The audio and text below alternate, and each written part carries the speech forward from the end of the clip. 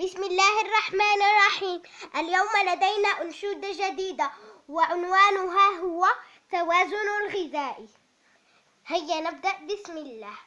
توازن الغذاء خير من الدواء، وخير ما كان من طبيعة الأشياء، فاكهة وخضرة وشربة من ماء، وللحليب دوره في قوة الأعضاء، والأصل في الأكل اعتدال دون ما امتلاء، إن الغذاء نعمة من خالق معطاء.